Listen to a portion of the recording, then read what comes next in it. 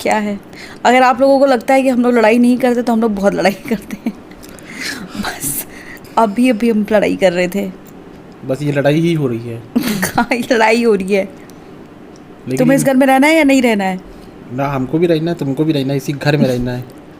हम नहीं रहेंगे इस घर घर से में। चले जाएगा, लड़ाई खत्म। हम तुम्हारे साथ इस घर में नहीं रह सकते हैं। तुम लड़ाई खत्म करना चाहती हो? नहीं। तो फिर तो फिर इसे एक ही घर में रहना पड़ेगा। लड़ना है तो एक ही साथ रहना पड़ेगा। मैं रोज़ रोज़ आके नहीं लड़ सकता, हम सॉरी। इतना टाइम नहीं है कोरोना टाइम में मुझे। ठीक है, चलो जो अपडेट देने हैं जल्दी से अपडेट दो। लोग बहुत परेशान हैं। ये हो गया हंसी मजाक। मैं पता है आधे घंटे से बैठी थी। ठीक है चलो वीडियो थोड़ा सा बना लेते हैं। बहुत सारे लोग पूछ रहे दीदी क्या हो गया था, प्लीज़ बता दो। ये एंगल भी तुम्ही ने किया है ना माइंड ये, और ये कभी इधर कभी उधर कभी उधर, मेरे को बैठा नहीं जा रहा और इनके तमाशे नहीं ख़त्म हो रहे हैं। मेरे को चाय भी दे दो। चाय पीने का मन था मेरे से, तो मैंने चाय पी, मैंने पी और मैंने पी, आपको भी पिलाई। ऐसा नहीं मैं अकेले पी, मैंने आपको भी यार पिलाई। ये वो वाले हैं तो तुम मतलब बेकार में कहते हो ये वो वाले इंसान है जो कहते मैडम हैं ये गला कोरोना, दबाएंगे, मैं तुम्हें मरने भी नहीं दूंगा, मैं तुम्हें जीने भी नहीं मैडम दूंगा। ये कोरोना टाइम है, आदमी यहाँ अकेले नहीं पीता, हमने आपको भी पिलाई। अच्छा ठीक है चलिए वीडियो शुरू करिए। हाँ चलिए। एक्चुअली में बहुत सारे लोग मुझे पूछ रहे थे, आप लोग वीडियोस देख रहे हो, और सच बताऊं मैं भी पूरी तरीके से आप लोगों को सारी चीज़ें नहीं बता पाई थी। जो छोटा छोटा क्लिप मैंने शूट किया मैंने आप लोगों के सामने पेश कर दिया, और सारी चीज़ें आपको नहीं पता चली कि एकदम से मुझे क्या हुआ। क्योंकि ऑब्वियसली अगर मैं आपसे एकदम से मंडे मेरा ऑपरेशन हो गया और मंडे दोपहर तक मैं आप लोगों से बोल रही थी कि जब कोई परेशानी आती है वो पहले बड़ी लगती है, फिर जब आप उसको देखोगे तो छोटी लगने लगती है। उसके एकदम से मेरा ऑपरेशन हो गया, ऐसी क्या चीज़ हुई और मेरा ऑपरेशन किस चीज़ का हुआ है, बहुत सारे लोग ये पूछ रहे हैं। तो मुझे लगा कि नहीं यार ये छोटा सा अपडेट आप लोगों को ज़रूर देना चाहिए मुझे कि ऑपरेशन किस चीज़ का हुआ है और बीमारी क्या थी। मैंने आपको अपना अपडेट दिया था कि मेरे पेट में दर्द हो रही है हल्की फुल्की, और मुझे जो पीरियड्स प्रॉब्लम थी वो मैंने आपको बताई थी। और बहुत सारे लोगों ने कहा था डाइट का ख्याल रखना, तो ऑब्वियसली अगर आपको डाइट का ख्याल तो रखना पड़ता है, सब कुछ ठीक है। लेकिन यहाँ पे मैं ये चीज़ भी कहना चाहूँगी कि अगर आपको ज़रा सा भी दर्द है, तकलीफ़ है, डाइट तो के साथ साथ आपको अगर थोड़ा भी कहीं पेन है, बिल्कुल उससे पेट दर्द को भी नॉर्मली मत लीजिए, सर दर्द को भी नॉर्मली मत लीजिए। डॉक्टर को ज़रूर दिखाइए, डॉक्टर को कंसल्ट करिए। एक बार डॉक्टर से तसल्ली हो जाए कि हाँ नॉर्मल दर्द है या माइग्रेन है, जैसे सर दर्द के लिए मैं बोल रहा हूँ, या पेट दर्द के लिए नॉर्मल दर्द है, तो आप उसको दवा लीजिए। अदरवाइज जो डॉक्टर के बिना सलाह लिए आप ऐसी कोई दवा मत खा लीजिए। और किसी भी नॉर्मल दर्द को आप बिल्कुल भी नॉर्मली मत लीजिए, क्योंकि हम लोगों इनके साथ यही हुआ कि रात में सिर्फ पेट दर्द हुआ था। अगर हम लोग नॉर्मली ले लेते तो बहुत बड़ा रिस्क हो जाता, लेकिन हम लोग उसी दिन सुबह गए, डॉक्टर को दिखाया, आप लोगों को बताया था, और इस तरह कुछ हुआ। तो दूसरे दिन हमने डॉक्टर को दिखाया, डॉक्टर से मैंने सारी चीज़ें अपनी बताई, और पीरियड्स वाली जो प्रॉब्लम थी वो भी मैंने उनके साथ शेयर करी। तो उनका यही था कि आप एक अल्ट्रासाउंड करा लो, और उन्होंने मुझे सिर्फ एक टैबलेट दी थी जिससे पीरियड बंद हो, मतलब जो मुझे ब्लीडिंग हो रही थी वो बंद हो जाए। और उसके बाद सैटरडे को ये चीज़ हुई थी, सैटरडे को मैंने अपना अल्ट्रासाउंड कराया था, और संडे को डॉक्टर बैठती नहीं है। मैंने आप लोगों के साथ अपडेट शेयर किया था, बिल्कुल आप लोग अगर मेरे लास्ट वीडियोस देखे हैं। मंडे को जब मैं डॉक्टर के पास गई वो अपनी रिपोर्ट लेके, तो उसमें हमें कुछ समझ में ज़्यादा नहीं आ रहा था। मैंने आपको बताया था ना कि मुझे इस अल्ट्रासाउंड में ज़्यादा समझ में नहीं आ रहा है। जब उन्होंने देखा तो उनको ऐसा फील हुआ कि मेरे पेट में ब्लड बहुत ज़्यादा है, और अगर ये इस तरीके से ब्लड आपके प्लेट में है वो तो किस वजह से, रीज़न क्या है उसका कि अगर आपके पेट में ब्लड बहुत ज़्यादा है। तो उन्होंने वही चीज़ कही कि आपके प्लेट में ब्लड बहुत ज़्यादा है बेटा, और ये किस वजह से हमें समझ में नहीं आ रहा है। तो उन्होंने कहा कि एक काम करिए, आप उन्हीं जहाँ आपने कराया था आप एक बार वहीं जाइए और उनसे कहिए वो आपको रीअसिस्ट करें और दोबारा से आपका अल्ट्रासाउंड करें। जबकि ये मैं बता दूं ये अल्ट्रासाउंड नहीं था, ये टीवीएस था, जो वजीना के थ्रू हमारा जो अल्ट्रासाउंड जो होता है वो ये था, वो इस वजह से कराया जाता है। उसमें जो क्लैरिफिकेशन होती है वो 50 टाइम्स और बेटर हो जाती अल्ट्रासाउंड के। तो ये दोनों चीज़ें उन्होंने करी थी, पेट के ऊपर से भी किया था, इंटरनली भी उन्होंने वो किया था अल्ट्रासाउंड। तो उन्होंने कहा था अगर वो रीअसिस्ट कर देती हैं तो बहुत अच्छी बात है। लेकिन प्रॉब्लम ये थी कि वो डॉक्टर सौम्या, जहाँ हमने सौम्या डायग्नोसिस सेंटर है गोमती नगर में, वहाँ बहुत भीड़ होती है। वहाँ लगाने का मतलब था कि मुझे 2 घंटे लग जाते, और डॉक्टर को ये फील हो रहा था कि कुछ मेजर प्रॉब्लम है मुझे, क्योंकि पेट में इतना ब्लड आया कहाँ से। तो उन्होंने अपना खुद का एक हेल्थ सिटी सेंटर है, ये सेंट जोसेफ हॉस्पिटल के सामने पड़ता है। उनके वहाँ जाने वाले थे, उन्होंने हमें वहाँ फ़ोन किया, उन्होंने बोला कि मैं अपनी पेशेंट भेज रही हूँ और आप इनका प्लीज़ तुरंत चेक करिए और मुझे बताइए कि क्या प्रॉब्लम है। और उसी के साथ ही साथ उसी टाइम पे ही उन्होंने वो किया था कि बाद में किया था वापस आने पे, उसी जाने से पहले ही ब्लड ले लिया था। नहीं, हाँ, जाने उसी टाइम पे जब ऐसे ही बात हुई तो उन्होंने कहा कि एक बारी तुमने प्रेगनेंसी टेस्ट किया है क्या? तो मैंने बोला नहीं, मैंने प्रेगनेंसी टेस्ट नहीं किया, क्योंकि अगर आपकी पीरियड्स आते रहते हैं तो आप प्रेगनेंसी आप सोच भी नहीं पाते हो कि अगर ऐसा कुछ दिक्कत हुई होगी। तो मैंने बोला कि नहीं, मैंने प्रेगनेंसी टेस्ट तो नहीं किया है कोई। तो उन्होंने मुझे वही किट दी, बोली टेस्ट करके आओ बेटा, देखते हैं क्या है। तो जब मैंने वहाँ पे टेस्ट किया तो वहाँ प्रेगनेंसी शो कर रही थी। और फिर डॉक्टर ने वही मेरा अल्ट्रासाउंड जो पुराना वाला था वो खोला। उन्होंने बोला कि आपके पेट में कहीं भी प्रेगनेंसी शो नहीं कर रही है, मतलब कहीं भी कोई सैक नहीं है, कहीं भी कुछ भी ऐसा नहीं है जो बताए कि हाँ प्रेग्नेंट थी, या थोड़ा सा कुछ होता कि हाँ जो एग था मैच्योर हुआ फिर बेकार हो गया, मतलब कहीं से कुछ मुझे क्लू मिले कि आप में ये दिक्कत है। उनको वहाँ से थोड़ा थोड़ा फील हो रहा था कि एक्टोपिक प्रेगनेंसी ये हो सकती है। तो जब हम लोग वहाँ गए चेकअप के लिए तो वहाँ भी जब उन्होंने काफ़ी देर, उसी के साथ ही मेरे पेट में बहुत तेज़ दर्द होने लगा था। और वहाँ से HCG एक टेस्ट होता है जिसके थ्रू ये पता चलता है कि आपकी एक्टोपिक प्रेगनेंसी है। HCG मेरा टेस्ट, वहाँ पे उन्होंने ब्लड ले लिया था और 48 घंटे बाद एक और ब्लड वो लेना था उनको। 2 ब्लड सैंपल जाते हैं, क्योंकि जब एक्टोपिक प्रेगनेंसी होती है तो ब्लड, मतलब प्रेगनेंसी कहीं नहीं बढ़ती, बट उसमें जो वो रेशियो कुछ होता है, किसी HCG जो लेवल होता है वो बढ़ता जाता है। तो उसके बाद में पेट में मेरे बहुत तेज़ वहाँ से दर्द होना शुरू हो गया था। तो मैंने उनसे बोला कि मैम दर्द बहुत तेज़ हो रहा है। तो उन्होंने मैफ्टॉल बस एक लिख के दे दी थी कि मैफ्टॉल आप ले लीजिए और सब ठीक हो जाएगा। इसके बाद हम गए हैं और जब हम वहाँ से रिपोर्ट, उन्होंने ये कहा, हमने अल्ट्रासाउंड वहाँ पे दोबारा से कराया और उन्होंने ये कहा कि हमने आपकी डॉक्टर के पास रिपोर्ट भेज दी है, आप बस तुरंत चली जाइए वहाँ पे। मतलब उन्होंने ये भी नहीं मुझसे कहा कि आप 15 मिनट बैठो वेट कर लो कि रिपोर्ट आ जाए। उन्होंने कहा कि हमने आपके डॉक्टर की रिपोर्ट भेज दी है, आप तुरंत यहाँ से वहाँ चली जाइए। और जैसे ही मैं वहाँ पहुँची हूँ, आप ये समझो कि रिसेप्शन पर मैंने सिर्फ इतना बोला है कि मतलब डॉक्टर, उन्होंने बोला रुचि आप प्लीज़ अंदर जाइए तुरंत, मतलब ये वाला सीन था। और डॉक्टर बहुत अच्छी हैं, बहुत अच्छी। मैंने जहाँ दिखाया था, क्या नाम है वहाँ हॉस्पिटल का, अकैडिस है ना, अकैडिस करके कुछ है, ये CMS के सामने पड़ता है, गोमती नगर CMS के सामने पड़ता है। यहाँ पे डॉक्टर प्रियंका बैठती हैं। तो तुरंत उन्होंने मुझे अंदर बुलाया, फिर मुझसे पूछा कि आपके साथ कोई आया हुआ है, आपके हस्बैंड है? मैंने बोला हाँ आए हैं।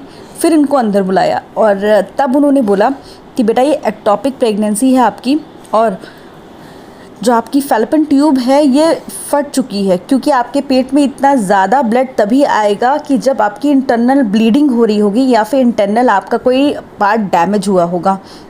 तो वहाँ से ये चीज़ मैंने, मतलब फिर आप खुद सोचो कि हम दोनों की क्या हालत हुई होगी कि आप अच्छे खासे बैठे हो और आपको डॉक्टर कहे कि आपका ऑपरेशन होना है। मतलब मैं समझने की उनसे कोशिश कर रही थी, मुझे आई थिंक 20 मिनट लग गया। मैं उनसे बार बार बोल रही थी कि कोई दवाइयाँ, उससे काम चल जाएगा ना, आप दवाई दे दो।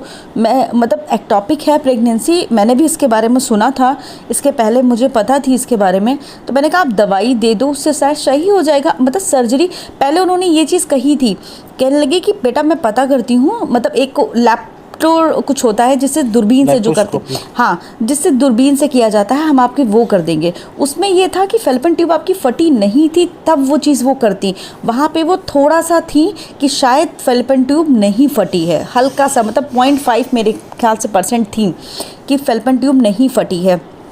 तो बिल्कुल भी आपको कुछ समझ में नहीं आएगा। उन्होंने मुझसे यही कहा कि आप तुरंत एडमिट हो जाओ। उन्होंने बोला कि टाइम नहीं है, आप तुरंत एडमिट होइए, 1 घंटे के अंदर हम तैयारी करेंगे और तुरंत 1 घंटे के अंदर ऑपरेशन करेंगे।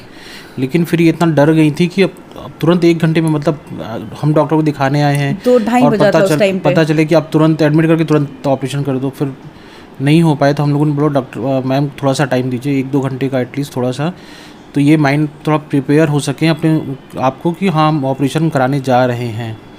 तो उन्होंने बोला देखो हमसे बोला डायरेक्ट, देखो राकेश रिस्क बहुत है, फिर भी अगर ऐसा तुम लोग कह रहे हो तो मैं 1-2 घंटे का तुम्हें वो देती हूँ, लेकिन मैं जैसे ही फ़ोन करूँगी तुरंत हॉस्पिटल पहुँचोगे तुम लोग।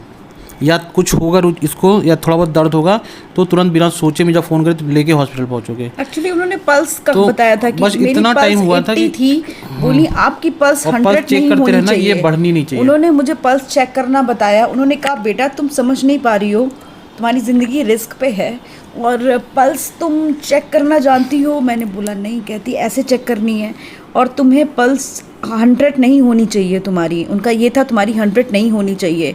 और मतलब उनकी बातों से लगा कि नहीं यार समथिंग इज़ वेरी वो सीरियस। तब भी कह रही थी, मतलब हम लोग निकलने लगे तब भी कह रही थी कि अभी भी सोच लो, अभी भी बहुत रिस्क है, तुम लोग घर जा जरूर रहे हो 1-2 घंटे के लिए, लेकिन हम अभी भी कहेंगे तुम लोग सीधा हॉस्पिटल में एडमिट हो, मतलब घर मत जाओ। लेकिन फिर भी इनको गन्नू से मिलना था भाई, माँ का जो वो होता है, तो फिर लेकिन फिर हम लोग नहीं मैम हम लोग आ जाएंगे, आप जैसे फ़ोन करोगे रिपोर्ट आएगी आपके, हम वैसे ही आ जाएंगे। तो हम लोग वहाँ से घर आए हैं और 1 से 1.5 घंटा ही यहाँ पे थे, तब तुरंत तक रिपोर्ट आ गई थी। रिपोर्ट वो जैसे उनके पास है उन्होंने फ़ोन किया कि तुरंत राकेश तुरंत लेके पहुँचो इनको हॉस्पिटल और तुरंत एडमिट करो, मैंने वहाँ सब मैनेज कर दिया है, तुरंत इनका ऑपरेशन होगा। तो हम लोग यहाँ से निकले हैं, वहाँ हम क्योंकि उस हॉस्पिटल रिपोर्ट से पहुँचे उनको हैं। ये चीज़ पता चल गई थी कि वो फट गई हाँ है। वो फट गई है और ब्लड बहुत तेज़ी से अंदर फैल रहा है पेट में, तो बहुत ज़्यादा देर तक वेट नहीं कर सकते क्योंकि ब्लड शरीर का पेट में फैल जरूर रहा है लेकिन बॉडी से वो ब्लड कम हो रहा है, और पेट में ब्लड फैलना मतलब वो कभी भी जहर बन सकता है। एक बार जहर बन गया तो फिर वो पॉसिबल नहीं होगा उसको। फिर वो इन्होंने मेरी बात कराई, उन्होंने सिर्फ मुझसे इतना कहा, कहते रुचि बेटा बात समझो, तुम्हारे पेट में एक बम है कभी फट सकता जो है। कभी भी फट सकता है। उन्होंने मुझसे यही कहा, उस टाइम शायद 4 बजा था। और फिर बस तैयार हो गए हम लोग जाने के लिए, और मुझे समझ में नहीं आ रहा था क्या रखूँ। मेरा ऑपरेशन होने वाला था, मुझे समझ में नहीं आ रहा था मैं क्या करूँ, क्या रखूँ। मैं मशीन में वहाँ पानी लगा रही हूँ, क्या कर रही हूँ, मुझे खुद समझ में नहीं आ रहा उस टाइम पे मैं क्या कर रही हूँ। और फिर हम लोग वही यहाँ से निकल गए हॉस्पिटल के लिए। गन्नू घर पे अपने दादाजी के पास, अपनी मासी के पास, और भगवान गन्नू जैसा बच्चा हर किसी को दे। उसने किसी को परेशान नहीं किया, उसने किसी को परेशान नहीं किया। वो सिर्फ अपना खेलता था और खाता था और मस्त रहता था। वीडियो कॉल हम करते थे, फ़ोन पे बात करते थे, वो बात करता था, लेकिन उसने ज़रा सा भी परेशान नहीं किया, बिल्कुल भी। भगवान ऐसा बच्चा सबको दे, मैं सिर्फ इतना ही कहूँगी। बहुत समझदार है मेरा बच्चा। और उसके दादाजी ने, उसने, अनामिका ने, राजू ने, अमित ने, सब ने उसको संभाला है। घर में मामी खाना बना के बेचती थी, बाकी सब कुछ। मतलब सोचो जहाँ आप 2 लोग रहते हो वहाँ पे इतने सारे लोग कब हाथ आपके हेल्पिंग आ जाते हैं आपको पता नहीं चलता है।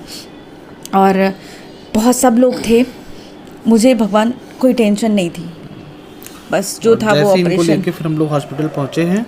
वहाँ पे पहले से ही सब कुछ तैयार था, वहाँ सिर्फ नाम बताना था कि पेशेंट नाम रुचि सिंह। उन्होंने कोई फॉर्मेलिटी नहीं बोले, पेपर एक तरफ तैयार होता रहेगा, इनको तुरंत अंदर ले जाइए इमरजेंसी वार्ड में। वहाँ ले गए, मतलब फाइल बाद में तैयार हुई है, पहले इनका कपड़ा वपड़ा चेंज करके इनके ड्रिप विप लगा के सारा प्रोसेस चालू हो गया। एक तरफ इधर ऑपरेशन की तैयारी हो गई, फिर मुझे बोला गया कि आप काउंटर पर जाके आप फाइल वहाँ पर आपकी बन गई है, आप वहाँ जाके पेमेंट कर दीजिए। मतलब इन प्रोसेस पहले हो गया था, पेमेंट और बाकी सारी जो फॉर्मेलिटी थी वो हमने बाद में पूरी करी। और वहाँ जाके हमने जैसे किया, वहाँ से मैं जब तक वापस आता इनको ओटी में ले जा चुके थे। मैंने इनको देखा नहीं था। जब मैं रिसेप्शन से वो करके आया, मतलब केस इसमें उनका इतना वो था कि उनका 1-1 मिनट वो वेट नहीं कर रही थी। हम जब तक इस रिसेप्शन से वापस आते देखा पेशेंट, बोले ओटी में ले गए। और फिर ओटी के बाहर पहुँचे तो उन्होंने एक तुरंत पर्चा पकड़ाया कि तुरंत ये सामान ऑपरेशन का तुरंत वहाँ पे उसको दे के आओ, वो पहुँचाएगा ओटी में।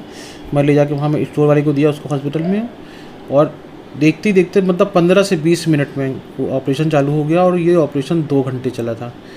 2 घंटे के बाद उन्होंने जब मुझे बुलाया अंदर और मुझे बताया उन्होंने कि अब ये खतरे से बाहर दिखाया है। भी था ना? उन्होंने दिखाया मुझे, वो उसमें रखी थी जो काट के निकाली हैं, वो ब्लैक वो ट्यूब थी और कुछ और काला काला कुछ काट के निकाली थी। उन्होंने दिखाया और बोली कि राकेश अब खतरे से वो बाहर है। मैं तुम्हें पहले नहीं बता रही थी, लेकिन पहले बिल्कुल इसके लाइफ पे बनाई थी, तुम लोगों को मैंने नहीं बताया था कि डर जाते तुम लोग बहुत, लेकिन अब वो बिल्कुल खतरे से बाहर है, ऑपरेशन सफल हुआ है, अब कोई रिस्क की बात नहीं है, अब वो आउट ऑफ रिस्क है। अब वो उसको हम अभी 2-3 घंटा यहीं पर रखेंगे, उसके बाद वार्ड में शिफ्ट करेंगे। और अब घबराने की कोई बात नहीं है। हो सकता है हमें ब्लड चढ़ाना पड़े क्योंकि उसका ब्लड कम हो गया है, इंटरनली ब्लड बहा और ऑपरेशन के बाद तो उसका ब्लड उसका बहुत कम हो गया है, तो ब्लड चढ़ाना पड़े। तो हमने कहा मैम जितना भी चढ़ाना होगा बताइएगा, हम लोग ले आएंगे। तो बोली ठीक है। लेकिन फिर बाद में 2-3 घंटे बाद जब उनको शिफ्ट किया तो उन्होंने बोला कि नहीं, अभी जो लेवल पे है तो हम लोग एक बार दवाओं से कंट्रोल कर सकते हैं ब्लड अभी को। ये भी है तो उन्होंने कि बोला कि अभी हम नहीं चढ़ाएंगे, अभी 5 दिन बाद जब वापस इनका वो करेंगे फिर देखेंगे, अगर ज़रूरत हुआ तो तब चढ़ाएंगे, अदरवाइज दवा से तब तक उम्मीद है कि इनका बढ़ जाएगा तो ज़रूरत नहीं पड़ेगी। एक्चुअली मेरा इम्यून सिस्टम ठीक है, तो मे भी तो तेजी से शायद recover हो हाँ जाता मे है। भी शायद रिकवर मैं अच्छे से जल्दी हो जाऊंगी। और उसी बीच में आपको पता है इस टाइम पे आप ये सोचो, एक लेडी डॉक्टर का इस टाइम तुरंत ऑपरेशन की डेट मिलना कितना मुश्किल होता है, नहीं मिलती डेट आपको। पॉसिबल नहीं था, उन्होंने पहले ये होता हॉस्पिटल में भाई पहले कोरोना टेस्ट होगा इनका, फिर रिपोर्ट आएगी, फिर ऑपरेशन होगा, लेकिन उन्होंने हॉस्पिटल मैनेजमेंट को पहले इन्फॉर्म कर दिया था कि इसमें वेट नहीं कर सकते हम, पेशेंट को कोरोना टेस्ट ज़रूर करा लीजिए लेकिन हम उसके रिपोर्ट का वेट नहीं कर सकते, रिपोर्ट अगले दिन आएगी लेकिन हम उन्होंने बोला था ऑपरेशन तुरंत करेंगे। तो जो रिपोर्ट अगले दिन आई है लेकिन ऑपरेशन उन्होंने तुरंत 1 घंटे 2 घंटे के अंदर करा है। और उसके बाद हाँ ये था कि हॉस्पिटल के वार्ड में ना शिफ्ट करके वहाँ हुआ था हॉस्पिटल OT में हुआ है पीछे मेरा हाँ टेस्ट। पीछे उन्होंने बना रखा है अलग से आइसोलेशन वार्ड और कोरोना वार्ड। तो ऑपरेशन के बाद इनको वहाँ पे शिफ्ट किया गया और एक रात वहाँ पे रखा। जब अगले दिन सुबह इनकी रिपोर्ट आ गई नेगेटिव, फिर इनको प्राइवेट वार्ड में शिफ्ट किया। तो सावधानी बरती पूरी, लेकिन वो एक दिन का जो मैनेजमेंट कह रहा था कि नहीं जब तक रिपोर्ट नहीं आ जाती वेट कर सकते हैं, लेकिन डॉक्टर ने कहा नहीं इतना टाइम नहीं है इनके पास कि हम एक दिन क्या 1 घंटा वेट नहीं कर सकते, तुरंत ऑपरेशन करना पड़ेगा इनका। और ये बात सच है, मेरी डॉक्टर बहुत अच्छी थी, बिकॉज उन्होंने जिस तरीके से हमारे साथ कोऑपरेट किया है और जिस तरीके से उन्होंने तुरंत परेशानी, एक्चुअली में ये होता है कि ये परेशानी ऐसी थी कि समटाइम्स डॉक्टर्स आप भगाते रहते हैं, वो खुद समझ नहीं पाते हैं। और उन्होंने मुझे ज़्यादा मेडिसिन ही नहीं दी सैटरडे को, ये सबसे अच्छी चीज़ थी। उन्होंने सिर्फ ब्लीडिंग रोकने की मेडिसिन दी थी, वो शायद उसी टाइम कुछ ना कुछ समझ गई थी। और डॉक्टर बहुत सही थी, बहुत अच्छी डॉक्टर थी, जिनकी वजह से ही शायद आज मैं यहाँ बैठी हूँ। अगर वो 1 दिन भी मतलब वेस्ट हो जाता तो सोचो, वो डॉक्टर खुद उन्होंने पर्सनली मुझे इतना ज़्यादा वो किया है कि खुद फ़ोन करके रिपोर्ट्स लेना, सब कुछ करना, कोई भी डॉक्टर नहीं ऐसा करता है, बट उन्होंने किया है। तो मेरा थैंक यू उन डॉक्टर को बिल्कुल बनता है। अगर आप लोगों में से किसी को भी कोई दिक्कत हो तो आप उन डॉक्टर को ज़रूर दिखा सकते हो। मैं जो एडमिट थी, मेरा जो ऑपरेशन हुआ है वो नोवा हॉस्पिटल में हुआ है, गोमती नगर के, ये फोर्ड हॉस्पिटल है। और जहाँ वो बैठती हैं अकेडिस हॉस्पिटल है, जो ये CMS गोमती नगर के जस्ट सामने है, हनुमंत के बगल में। तो आप उनको ज़रूर दिखा सकते हो। बहुत अच्छी डॉक्टर, मतलब मुझे एक बहुत अच्छी गायनी मिल गई है, मुझे बहुत खुशी है। और बाकी आप लोगों के सामने मैं हूँ, अभी मैं ठीक हूँ, बस थोड़ा सा ऑब्वियसली रिकवर होने में टाइम लगेगा, बट अभी मैं आप लोगों की दुआओं का भी असर था, जल्दी सब कुछ अच्छा होगा, कुछ वो नहीं हुआ। आप सबने इतना प्यार दिया और इतना वो किया, प्रेयर किया लोग ऊपर वाले से, इतना वो किया कि अभी सब कुछ ठीक है। बस अब इनको थोड़ा रिकवर होने के लिए टाइम चाहिए। क्या आप देखो ना, मैं इतनी देर से बैठ के आप लोगों से बात कर पा रही हूँ। आज मैं बहुत ठीक हूँ और आज सैटरडे है, थोड़ा सा नॉर्मल थी, इसलिए हमने कहा एक बार मंडे को बहुत लोगों का मैसेज आ रहा था तो Saturday अपडेट, क्योंकि पर्सनली हर किसी को रिप्लाई भी कर पाना पॉसिबल नहीं था, तो एक वीडियो बना के आपको अपडेट कर दें, सिर्फ ये मकसद था आप लोगों को। और आप लोगों को थैंक यू बहुत बहुत धन्यवाद। आप लोगों ने इतना सारा प्यार और आशीर्वाद दिया कि बस जल्दी से रिकवर हो जाए, बस इतनी दुआ और कीजिएगा। और जिन लोगों ने भी मेरा साथ दिया है सबको बहुत थैंक्स, मेरी फैमिली और ये अमित, मेरा सब कोई, हर किसी को थैंक यू सो मच। आप सब लोगों का जितने भी मेरे साथ में वार्ड बॉय थे, जितनी नर्सेस थी, जितने भी लोग थे, बहुत अच्छे थे, सब ने बहुत अच्छे से ख्याल रखा। और सीरियसली एक टाइम पे भगवान के जैसे ही डॉक्टर्स होते हैं, और कुछ डॉक्टर्स ऐसे होते हैं, बीमारी समझने की देर होती है, बुरा कोई नहीं होता है। समटाइम्स कुछ चीज़ें नहीं पकड़ में आती हैं तो मिसहैपनिंग हो जाती है, पकड़ में आ जाती हैं तो सब अच्छा हो जाता है। तो बस सबको बहुत ज़्यादा थैंक्स, जितने भी मेरे आसपास जितने भी लोग थे आसपास मेरे, सब thank you so much. Thank you.